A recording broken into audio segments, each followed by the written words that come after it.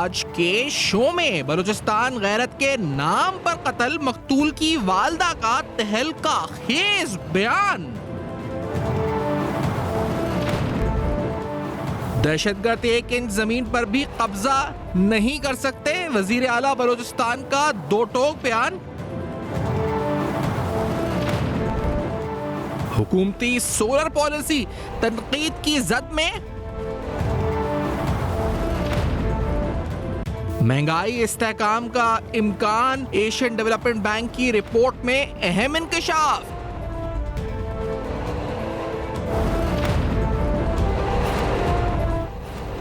अस्सलाम वालेकुम। पस पर्दा हक़ाइक़ सनसनीखेज़ इंकशाफात, प्रोग्राम बेनकाब में हूँ आपके साथ सफ़ान खान। नाज़रीन, बलूचिस्तान जो वाक़या 1 से 2 दिन से हमने कवर किया आपके सामने, फॉलोअप में आज जो उनकी वालदा का मकतूल की बयान आया, मकतूल खातून की, उस बयान ने इस स्टोरी को और इस मामले को एक नया टर्न दे दिया। इसमें तहलखेज़ बयान में उन्होंने कहा जी कि ये गलती बेटी ही की थी, बलोच रिवायत के एन खिलाफ ये गई और इसकी वजह से ऐसा कत्ल हुआ। और ये भी उसने कहा कि जो मरकज़ी मुल्ज़िम है इस केस में, उसको इस इल्ज़ाम से बरी कर दिया जाए।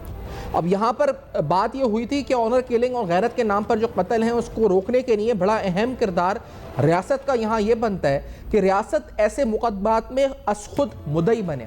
और जब तक रियासत ऐसे मुकदमात में असखुद मुद्दई नहीं बनती, जब तक इंसाफ के तकाजे पूरे नहीं होंगे, जब तक कानून के जो तकाजे या कानून के कटहरे में ये मुल्ज़िमान नहीं आ सकेंगे। और एन उसी मुताबिक अगर देखा जाए, क्योंकि जो उन्होंने कहा कि उनके रवायती कस्टम्स के मुताबिक हुआ अपने बयान में, जो कि इंतहाई अहम तरीन मोड़ पर इस पूरे मामले को लेकर आ गया है, क्योंकि एक तरह से उन्होंने इस केस की पैरवी से और इस केस में मरकज़ी मुल्ज़िमान की गिरफ्तारी के खिलाफ बयान दे दिया है और बिल्कुल जस्टिफाइड करार दिया है उस औरत के कत्ल को जिसके कहा गया कि उसके बच्चे थे और वो तकरीबन यहाँ से 25 दिन पहले भाग चुकी थी, वापस आई। वापस आने के बाद उसके भाइयों को धमकी दी जा रही थी, जिसके बाद उसने कत्ल का इक़दाम उठाया और उस औरत को और उस आदमी को मार दिया गया। अब सवाल यहाँ पर यह है कि रियासत का अगला कदम यहाँ से क्या होगा। और आज वज़ीर सरफराज मुफ्ती साहब का अहम बयान कि बलूचिस्तान की एक इंच पर भी देरीना या देर पा कब्जा जो है दहशतगर्द कुव्वतें नहीं कर सकती। तो बलूचिस्तान की अमन-ओ-अमान की सूरत हाल पर भी साबिक तर्जुमान बलूचिस्तान हुकूमत से गुफ्तगू होगी। साथ साथ पाकिस्तान की माशी पॉलिसी के ऊपर खासतौर पे एशियन डेवलपमेंट बैंक की आज एक रिपोर्ट आई। इस रिपोर्ट में जो खित्ते की शरह नमू है वो 4.7% रहने की तवक्को, पाकिस्तान में 2.7% से 4.2% जाने की तवक्को, और साथ में पाकिस्तान में महंगाई या कीमतों के हवाले से कदरे इस्तेहकाम की तवक्को या उम्मीद का इजहार एशियन डेवलपमेंट बैंक की तरफ से किया गया है। आया ये कितने स्टैटिस्टिकली करेक्ट फोरकास्ट है पाकिस्तान के इकोनॉमिक इंडिकेटर्स की, इस पर तफसीली तज्जिया और सूरत हाल पर डिस्कशन करेंगे। और खास तौर पे पाकिस्तान की सोलर पॉलिसी, जो कि आज नेशनल असेंबली की इकोनॉमिक अफेयर कमेटी में ज़ेर तनकीद रही, सोलर टैरिफ, सोलर पॉलिसी और ख़ास तौर पे जो टैरिफ रेट्स हैं उस पर जो टैक्सेशन या दीगर हवाले से इकदाम हैं, वो हदफ तनकीद बने कौमी असेंबली की इकोनॉमिक अफेयर्स कमेटी के अंदर, जिस पर गुफ्तगू होगी कि पाकिस्तान की सोलर पॉलिसी आखिर क्या है और क्या ये डिस्करेज कर रही है पाकिस्तान में रिन्यूएबल एनर्जी को। आफ्टर दिस ब्रेक बेनकाब में ये अहम तरीन सवालात और डिस्कशन, हमारे साथ जुड़े रहिएगा।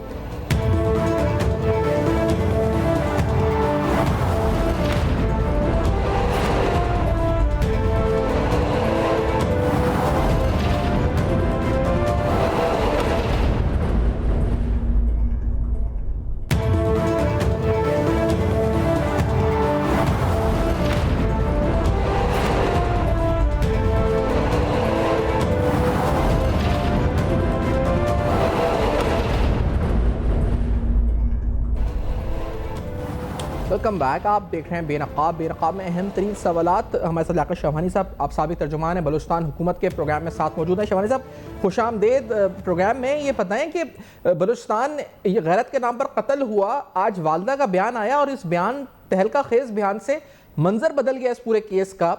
एक तरह से उन्होंने जो कत्ल करने वाले मुजरिम हैं उनकी साइड लेते हुए कहा कि इनको छोड़ दिया जाए और जो हुआ वो जस्टिफाइड हुआ। What is your opinion on this Liaquat Shahwani साहब? देखें, ये जो वाकया है या इस तरह के वाकयात हैं, इनके जो रूट्स हैं वो बलूचिस्तान के सदियों पर मुहित कल्चर में रूटेड हैं। इस तरह के ये जो एक माँ अपनी बच्ची के कत्ल को कुरान पाक हाथ में पकड़ के वो वीडियो उन्होंने शेयर किया जिसमें वो जस्टिफाई कर रहे हैं और वो बता रही हैं कि ये गैरत के नाम पे नहीं, बिल्कुल गैरत के लिए इसको कत्ल किया गया है। और उन्होंने ये भी बताया कि इसको समझाने की कोशिश की गई, लेकिन ये ना मानी। और इसके 5 बच्चे थे और बच्चों का वो नाम भी गिनवाती है, और साथ ये भी बताती है कि जो मकतूल है इसमें शख्स फोर्सफुली आया भी करता था और धमकियां भी वो भिजवाता था। तो गैर साथ एक कबायली ईगो का मसला भी है। तो ये सारी सूरत हाल यकजा होके इस वाकये की इसने शक्ल इख्तियार की है। तो ये पहला वाकया नहीं है बलूचिस्तान के जो खसूसन मैं वही जो लियाकत साहब सराउंडिंग मैं एरियाज सवाल हैं पूछ रहा था कि ये तो मीडिया पे आ गया, मंजर आम पर आ गया, सोशल मीडिया पर आ गया, एक वीडियो उसकी बन गई और वीडियो की सूरत में ये मंजर आम तक पहुंच गया, ना सिर्फ पाकिस्तान बल्कि बैनुल-अक़वामी सतह तक पहुंच गया। तो ये इतनी चीजें मंजर आम पर आई, वरना कितने वाकयात होते होंगे जो मंजर आम पर आना ही लॉ इन्फोर्समेंट की इत्तला तो दूर की बात, एक आम आदमी और इलाका मकीनों को भी शायद पता ना चलता हो। जी जी बिल्कुल, आप दुरुस्त फरमा रहे हैं। बलूचिस्तान में जिरगा सिस्टम गो कि अब कम हो गया है, लेकिन कोयटा और जो शहरी इलाके हैं इनसे बाहर अभी भी लोग अपने मसाइल जिरगों में ले जाते हैं। दीगर लोगों के प्रॉपर्टी के मसाइल होते हैं, लोगों के कोई लड़ाई झगड़े होते हैं। तो शामिर साहब ये बताइएगा कि ये जो अहम तरीन मामला है, रियासत का किरदार यहाँ से क्या बनता है? क्या रियासत को मुद्दा ही नहीं बनना चाहिए? ऐसे और बनी भी है, दहशतगर्दी का मुकदमे का बात की थी और वज़ीर ने भी ऐलान किया था। अगर जो मकतूलिन के वर्सा हट जाए केस से, तो रियासत का किरदार क्या बनता है यहाँ से? जी, रियासत जो है लॉ एंड ऑर्डर को मेंटेन करना, लोगों को इंसाफ फराम करना, किसी इस तरह के होलनाक वाक़े में ये रियासत की बिल्कुल जिम्मेदारी बनती है कि चूंकि वो जो वर्षा है वो आगे नहीं आ रहे बल्कि वो तो जस्टिफाई कर रहे हैं आपके सामने। लेकिन ये है कि 2 लोगों का कत्ल तो हुआ है।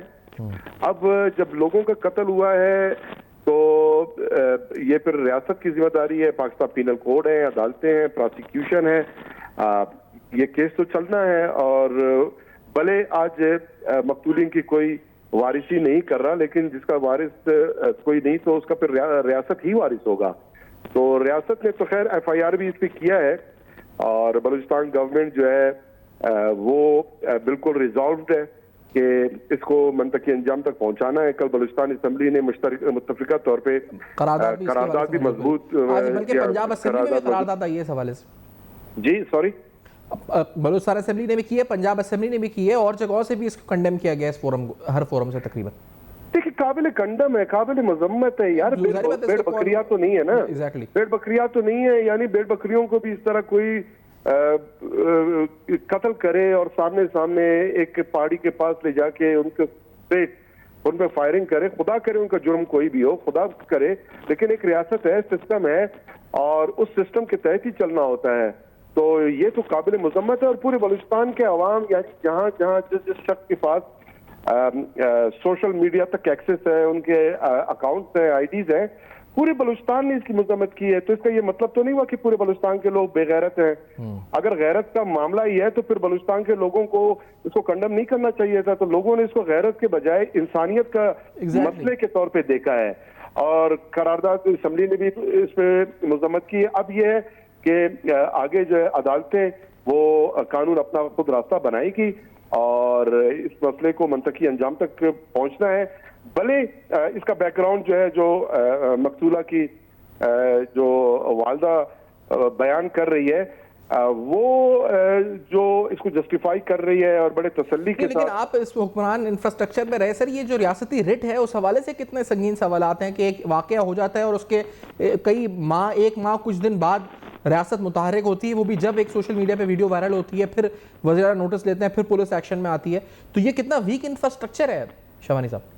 बहुत ही वीक है। जितना आप वीक फरमा रहे हैं इससे भी ज्यादा इसको वीक समझें। शहरों में कई वाकयात हो जाते हैं, मुतल्लिका SHO को रिपोर्ट नहीं करता, लोगों का कत्ल हो जाता है, रिपोर्ट नहीं होता, डाके पड़ते हैं, रिपोर्ट नहीं होता, और बमुश्किल अगर रिपोर्ट हो भी जाती है तो फिर हमारा जुडिशल सिस्टम अब इतना कंप्रोमाइज है, इतना कमजोर है कि लोगों को इंसाफ नहीं फराम कर सकता। और जब लोगों को आपका लीगल जुडिशल सिस्टम इंसाफ फराम नहीं करेगा तो लोग मजबूर हो कि नहीं जिरगों की तरफ जाएंगे। हालांकि ये जो जिरगा सिस्टम है ये बैकवर्ड है, डिस्कार्डेड है, लोगों ने इसको छोड़ दिया है। लेकिन जब लोगों को इंसाफ अदालतों से नहीं मिल रहा, छोटे छोटे अपने मसाइल के हल के लिए उनको सालों अदालतों की चक्करें काटनी पड़ती हैं, तो फिर इजी वे जो है लोगों ने यही अडॉप्ट करना है कि वो फिर जुर्गों में जाएंगे और जुर्गों में किसी हद तक लोगों को प्रॉम्प्ट वहां पर जस्टिस तो मिल जाता है, तो लोग फिर अपने मामला की उधर जाएंगे। तो रियासत अपनी जिम्मेदारी महसूस करेगी तो लोग फिर क्यों जाएंगे। और रियासत को भी इसमें शायद कोई मसला नहीं है कि एक ऑल्टरनेट जुडिशरी सिस्टम चल रहा है जहां पर ट्रायल भी हो रहा है, सजा भी हो रही है और इंक्वायरी भी हो रही है और सब कुछ वहीं का वहीं हो रहा है, जज ज्यूरी सब कुछ खुद ही जिरगे के लोग हैं जो कर रहे हैं। जी जी बिल्कुल, आईनी तौर पे, कानूनी तौर पे तो पाकिस्तान में जिरगा सिस्टम है उसको तो बैन किया गया है, वो तो इलीगल है, लेकिन वो साथ साथ चल रहा है और लोगों को वहां पर रिलीफ भी मिल रही है, लोग खुशी खुशी जाते हैं। ऐसा भी नहीं है कि लोगों को फोर्सिबली जुर्गों में ले जाया जाता है, तो लोग खुद जाते हैं। और बाज बलूचिस्तान के एरियाज में जिरगा में जो फैसला किया जाता है उसका एक स्पेसिफिक फीस लिया जाता है, उसको तारक या शशक के नाम से बलूचिस्तान में जाना जाता है। वो एक फीस लोग जो है खुशी खुशी अदा करते हैं और उस सरदार नवाब को जो है लोग सपोर्ट भी करते हैं, उसको लेकिन वोट भी देते हैं। एक तरफ हम कह रहे हैं कि रियासती इंफ्रास्ट्रक्चर इतना वीक है, दूसरी तरफ आज वज़ीर बलूचिस्तान ने कहा है कि 1 इंच के ऊपर भी, 1 इंच जमीन पर भी देरपा कब्जा दहशतगर्द नहीं कर सकते, तो ये बयान कितना हकीकत पर मबनी है? देखिए, अभी आपने जो ये बताया ना कि बलूचिस्तान में सिस्टम इतना वीक है, अभी अभी मेरे नजरों से गुजरा है सोशल मीडिया पे, डीजी खान में कोट राधा किशन में एक शादीशुदा जोड़े को, वो भी इसी तरह अपने तौर पे उन्होंने पसंद की शादी की थी, उनको पकड़ के उन्होंने बट्टे में डाल दिया, ईंट के बट्टे में। ये एक नया केस आपके सामने अभी आने लगा है, इस पे भी आपने शो करने हैं। तो ये पूरे मुल्क में जो रिट ऑफ द गवर्नमेंट है, जो जुडिशल सिस्टम है, जो इंसाफ की फराहमी का निज़ाम है, वो बहुत कमजोर पड़ गया है। और वहां पे भी पंजाब में आप देख लें इस तरह का वाकया पेश आया है, वो मुख्तार माई का वाकया आपको याद होगा। बलूचिस्तान में तो ये वाहिद वाकया नहीं है, चंद अरसा पहले खुजार में इस तरह का एक वाकया पेश आया था, नसीराबाद में चंद सालों पहले वाकया पेश आया। तो जुडिशल सिस्टम आपका जब बेहतर होगा तो इस तरह के वाकयात का कलम कमा मुमकिन होगा, अदरवाइज ये होता रहेगा। और आपने दुरुस्त फरमाया, सोशल मीडिया पे अगर ये वाकया वायरल ना होता तो ना आपको खबर, ना मुझको खबर, ना पुलिस को खबर, और सब खुशी खुशी अपना पुलिस को भी सर जब हुई है, जब वजीर आला ने नोटिस लिया है उस वीडियो का, वरना पुलिस को भी कोई टेंशन नहीं थी इस मामले की। जब वजीर आला ने नोटिस लिया है उसके बाद पुलिस मुतहरिक हुई है। ये तो ये बड़ा अहम है कि पुलिस को भी मुतहरिक होने के लिए वजीर आला जैसी हाईएस्ट अथॉरिटी का नोटिस जरूरी है कि फिर उसके बाद उन्होंने एक्शन लिया।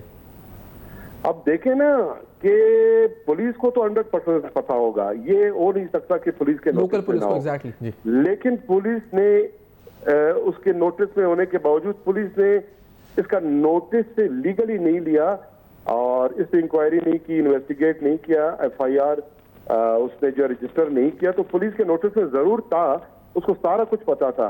लेकिन जब ये वायरल हुआ तो फिर गवर्नमेंट के लेवल पे जब CM साहब ने इसका नोटिस लिया तो फिर ये जो बयान है CM साहब का कि हम 1 इंच के ऊपर भी दहशतगर्द कब्जा नहीं कर सकते जमीन पे बलूचिस्तान की, देरपा कब्जा नहीं कर सकते, तो ये कितना हकीकत पर मबनी है, मैं फिर पूछूंगा। सर, बलूचिस्तान में ग्राउंड रियलिटीज बिल्कुल डिफरेंट हैं, बलूचिस्तान में हालात बिल्कुल डिफरेंट हैं। सियासी बयानबाजी इससे मसाइल का हल कतई नहीं हो सकता। बलूचिस्तान का मसला जो है बहुत पेचीदा हो चुका है, इसके लिए जो है कंपोजिट डायलॉग की जरूरत है, इसके लिए पॉलिटिकल सीरियसनेस की जरूरत है, पॉलिटिकली डायलॉग और इंगेजमेंट की जरूरत है। ये बयानबाजी से बलूचिस्तान का मसला हल होता तो दिन ब दिन बिगड़ते बिगड़ते इस नहज तक नहीं पहुंचता।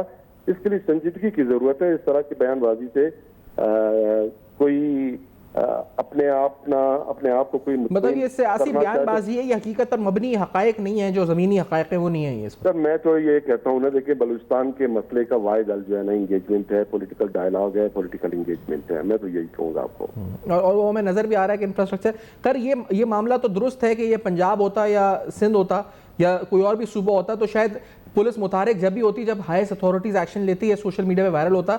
लेकिन ये कि जो टाइम है, जो टाइम स्पैन है वो ज़्यादा हो गया इसमें, वरना तकरीबन रद्द-ए-अमल यही है, पूरे स्टेट का हाल यही है, तकरीबन हर सूबे में यही है तकरीबन, अगर देखा जाए तो। शवानी साहब, बिल्कुल यही है। आपके मुख्तार माई का केस आपको याद होगा, अभी मैंने कोट राधा किशन का आपको बताया, पंजाब में हमारे सिस्टम जो है ना वो जो पावरफुल लोग हैं उनके हाथों में है, एलीट सिस्टम है। हाँ, किसी एलीट की बच्ची को कोई थप्पड़ भी मार दे एग्जैक्टली तो पूरा रियासत वो पूरी रियासत एक साथ आके कराची में एक आध वाकयात हुए थे, इस्लामाबाद में वाकया हुआ था, उसकी हमने शदीद मजम्मत की है, आज भी मैं शदीद मजम्मत करता हूँ। लेकिन चूंकि वो बड़े लोगों की बच्चियां थी, आपने देखा कि आपका मीडिया जो है ना पूरा महीने तक वो विजुअल चलाते रहे, पूरा जुडिशियल सिस्टम आपका मुतहर्रिक, आपका लीगल सिस्टम, प्रोसिक्यूशन, गवर्नमेंट, तो सारा मुल्क जो है सर पे उठा लिया था। वो भी जालिमाना कार्रवाई थी, आई स्ट्रांगली कंडम। बट फर्क आप देखें कि जब बलूचिस्तान में कोई वाकया पेश होता है या किसी गरीब के घर में कोई वाकया पेश आता है तो फिर पुरसान हाल कोई नहीं, फिर लोग इसी तरह मरते रहते हैं। एग्जैक्टली। एक ब्रेक लेते हैं। शमाई साहब, बहुत शुक्रिया आपने प्रोग्राम में ज्वाइन किया। सोलर पॉलिसी पे पाकिस्तान की और माशी हक़ाइक़ के हवाले से एशियन डेवलपमेंट बैंक की ताज़ा तरीन रिपोर्ट क्या कहती है, एक ब्रेक के बाद बेनकाब में हमारे साथ रहिए।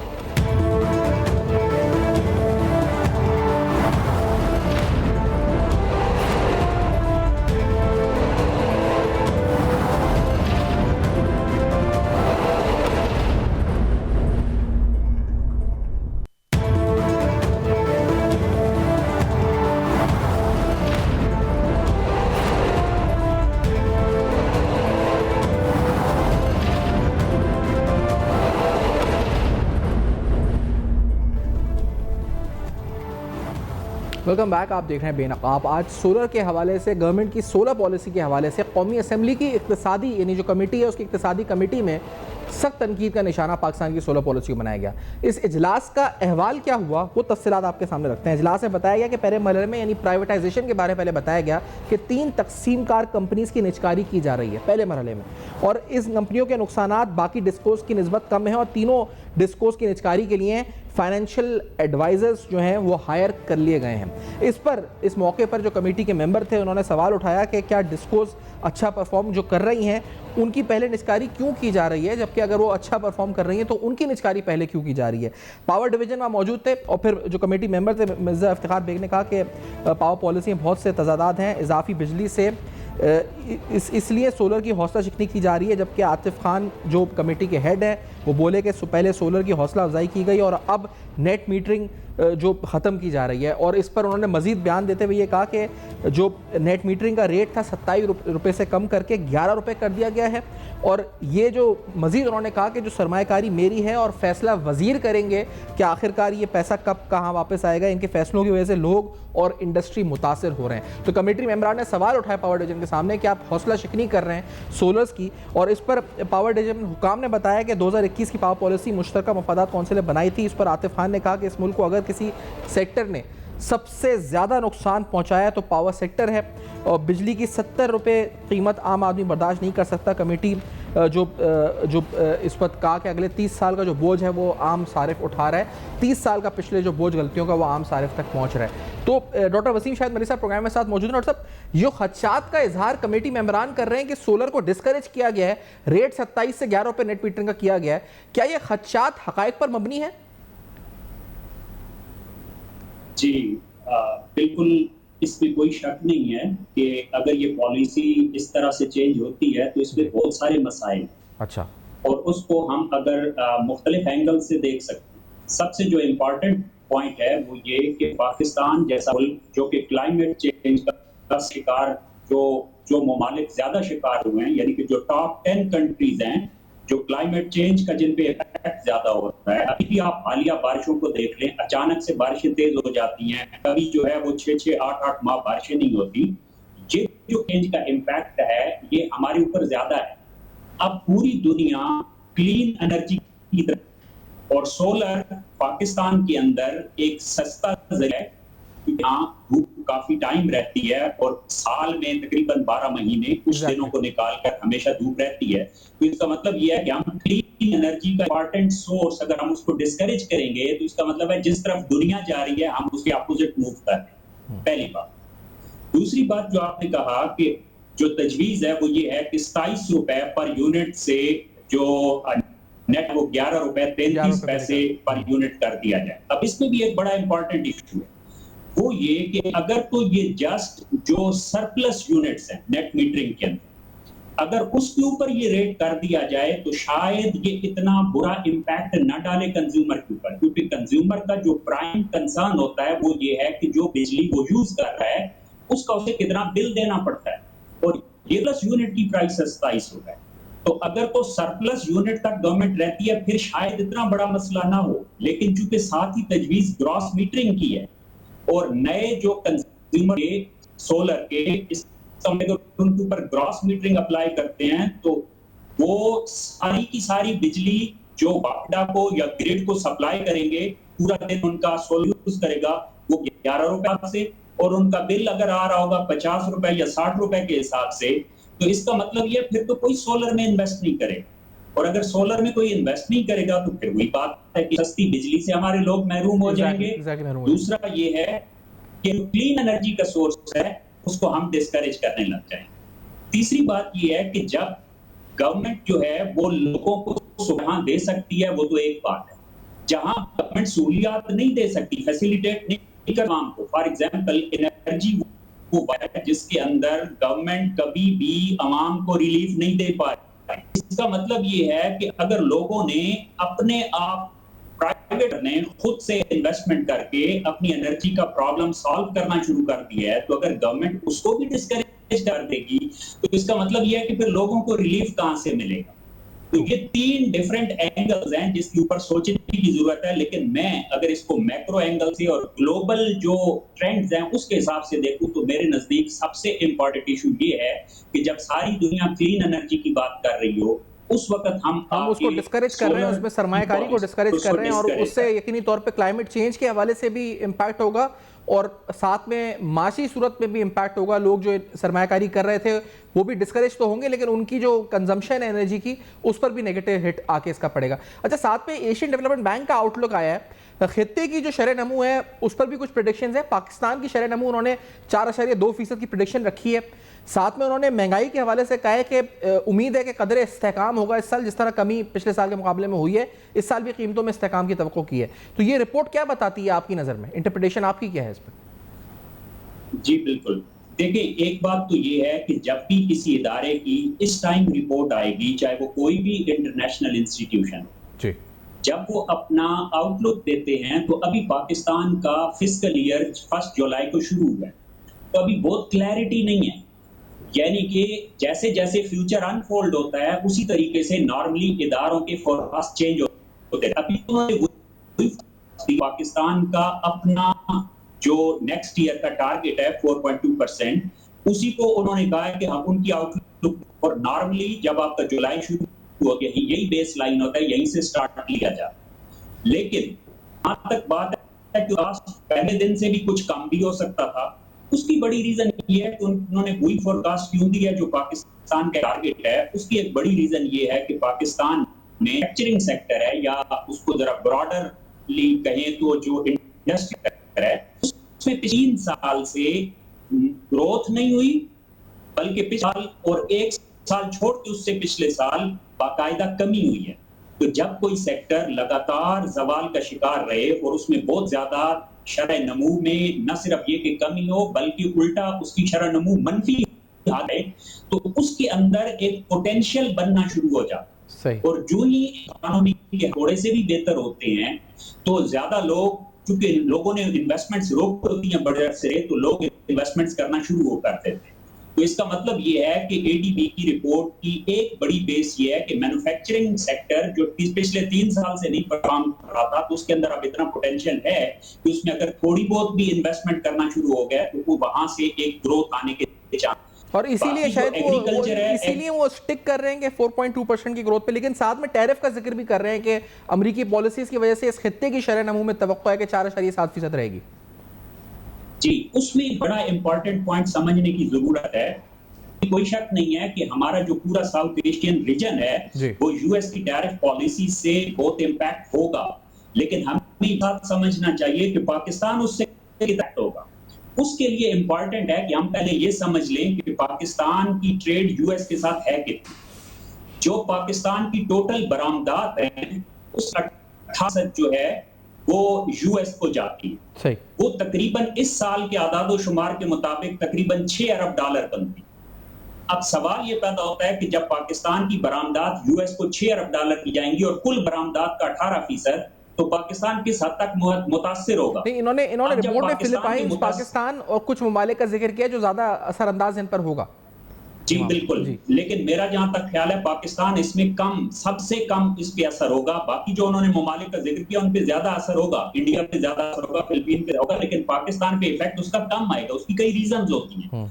नंबर एक कि हमारा, और मैं एक आदादोशुमार कर लूं, फिर मैं आता हूं या रीजन कि जो इंपोर्ट्स हैं दरामदात यूएस से, वो कुल दरामदात का सिर्फ 3% है। बरामदात 18% और दरामदात 3%। अब इतना कम शेयर अगर हमारा ओवरऑल ट्रेड का यूएस के साथ है, ऑल्दो एक्सपोर्ट्स का फिर भी रीजनेबल है, कंसीडरेबल है, लेकिन इंपोर्ट्स का तो बहुत ही कम है। तो इसका मतलब यह है कि अगर यूएस टैरिफ लगाता है तो पाकिस्तान को सिर्फ ये नहीं देखना होगा हमें कि यूएस ने जो टैरिफ लगा दिया उससे हमारी एक्सपोर्ट्स कितनी इफेक्ट होंगी। नहीं, हम ये देखेंगे कि हमारे कंपेटिटर की कितनी एक्सपोर्ट्स इफेक्ट होगी।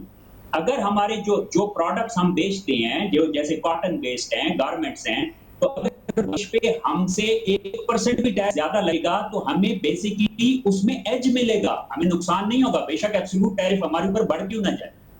यानी कि अगर एब्सोल्यूट टैरिफ बढ़ेगा, सारे मुल्कों पे बढ़ेगा, तो इसमें तो यूएस में जो सारिफीन हैं, जो कंज्यूमर्स हैं, उनकी तलब में कमी आएगी कुछ ना कुछ।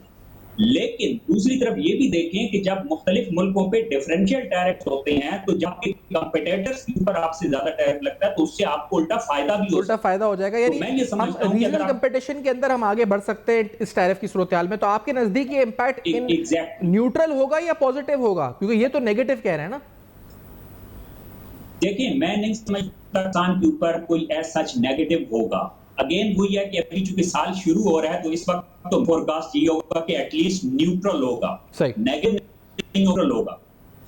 ओवर टाइम जैसे फ्यूचर अनफोल्ड होता है तो मे बी पाकिस्तान के लिए ऐसी अपॉर्चुनिटी हो जिसके साथ हम ये कह सके कि पाकिस्तान को उल्टा पॉजिटिव एज भी मिलेगी। तो जब इस तरह का जब भी एनालिसिस किया जाता है तो उसमें बहुत सारी चीजें देखनी पड़ती हैं। फिर इसमें एक और बड़ी इंपॉर्टेंट चीज है कि नेचर ऑफ कमोडिटीज क्या है। देखिए, जब आपकी बायर के लिए महंगी हो जाएंगी, यूएस के लिए महंगी होंगी, तो यूएस के सारिफीन सबसे पहले कौन सी चीजें कट करेंगे, किनकी तलब में कमी आएगी।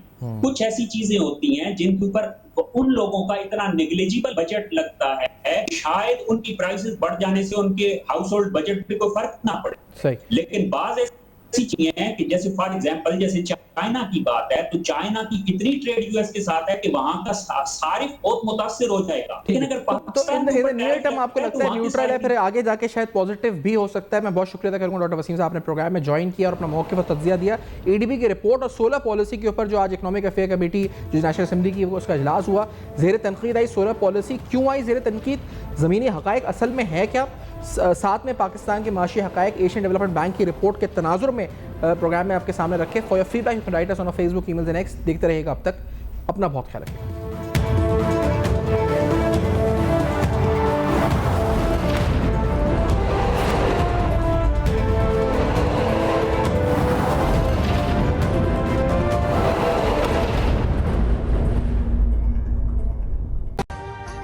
अभी सब्सक्राइब करें ताकि कोई खबर रह न जाए।